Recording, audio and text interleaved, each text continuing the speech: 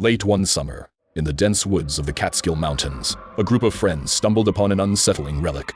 It was hidden among trees and moss, a small weathered doll made of twigs and cloth, with a face crudely painted in black ink.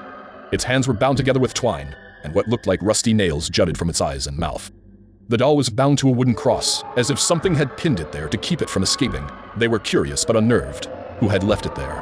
Why did it feel like they were being watched? That evening, they decided to take it back with them to their cabin, hoping it might lead to an interesting ghost story. One by one, each of them started feeling it too, a presence, a heaviness that pressed down on their chests. Their laughter turned into whispers, their excitement dulled by an overwhelming sense of dread. That night, the dreams started. Each of them saw visions of a crone, an ancient, haggard woman, her face twisted in anger, her eyes filled with a dark, consuming hatred. She would stand at the foot of their beds, watching them with a silent fury. In their dreams, her bony fingers reached out, her nails sharp like claws, scratching at their skin. They would wake up gasping, their skin cold and clammy. But when they tried to sleep again, she was always there waiting. Over the next few days, the strange events grew more sinister. Doors slammed shut on their own. Objects would be thrown across the room by an invisible force, and the air in the cabin seemed to grow colder with each passing hour. One night, they heard a piercing scream from the woods, a sound that seemed to echo for miles. It was like no human scream they'd ever heard, high-pitched and filled with raw, primal fear. Lisa, already unnerved by the constant nightmares, decided it was time to get rid of the doll. She took it far into the woods, digging a shallow grave and covering it with dirt and stones.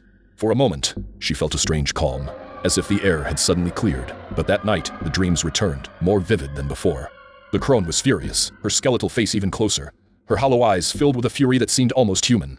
Her voice, low and rasping, whispered in Lisa's ear, "You can't get rid of me. I am bound to you now." Over the following days, the friends tried everything, smudging the cabin with sage, performing rituals they found online, anything to rid themselves of the dark presence that seemed to follow them. But the hauntings only intensified. The crone's appearances in their dreams grew more real, her touch colder and sharper. One of them even found scratches on their arms that they couldn't explain. Finally, one of the friends reached out to a local historian, hoping to find some clue about the doll and its connection to the crone.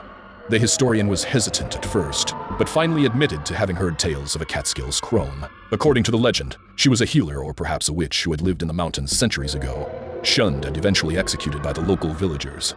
She had cursed anyone who disturbed her grave, promising that her spirit would haunt them until they begged for forgiveness. Some say they're still haunted by the Catskills Crone to this day. In the dead of night, they can still hear her whispers, feel her cold, bony fingers reaching out from the darkness.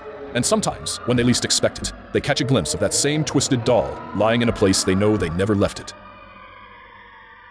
Enjoyed the content? Make sure to hit that like button and subscribe to the channel. Your support helps us bring more awesome videos your way. Don't forget to click the bell icon to stay updated with all our latest uploads. Thanks for watching.